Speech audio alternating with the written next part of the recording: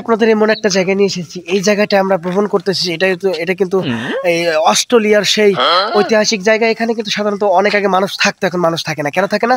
কারণ এখানকার একটা গল্প আছে, আমি আপনাদেরকে বলবো। আপনি জিনিসপত্র দেখেন, মানে এখানে কৃষি চাষ করার জন্য অনেক মেশিন পড়ে আছে, এগুলা এখন বর্তমান কেউ চালায় না, কারণ এই জায়গায় মানুষ নাই। এই যে দেখেন, এই যে জায়গার দিনে জায়গায় পড়ে আছে, এই দেখেন ঘর বাড়ি ভেঙে চুরে, মানে মেরামত করার মতো, এখানে থাকার মতো কোনো মানে ব্যবস্থা নেই। আমরা শুধু সাধারণত এই অস্ট্রেলিয়ায় এসে এই জায়গাটা দেখার জন্য আমরা এই ভিতরে ঢুকেছি।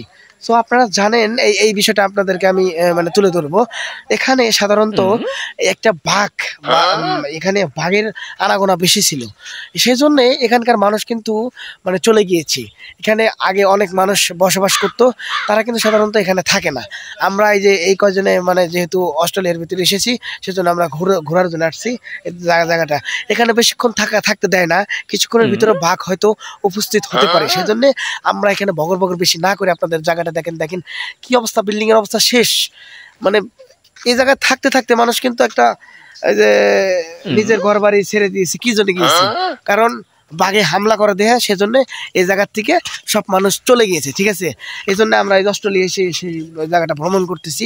আমরা দেখতেছি যে আদিম যুগের মানুষ কিভাবে বসবাস করতো। তাদের যুগেও দেখুন এরকম ট্রাক ছিল, কিন্তু মানুষ বলে যে তারা বলে এই ট্রাক চালায় নাই। এটা অস্ট্রেলিয়া তো অনেক আগে থেকে ওরা ব্যবহার করতো, পরে সেনাগান বাংলাদেশে গেছে। আর দেখেন এই যে গাছগুলো যে কেটে দিচ্ছে কারা, কারণ এরা কারা কেটে দিচ্ছে? এরা ওই যে আমরা যেহেতু কুরবানি গেলাইছি, সেই জন্য একটু সৌন্দর্য বাড়ানোর জন্য এটা কাটিং করে দিয়েছে। সো আপনাদের এতবেলা যা কিছু কইলাম, এটা সবকিছু মিশা কথা।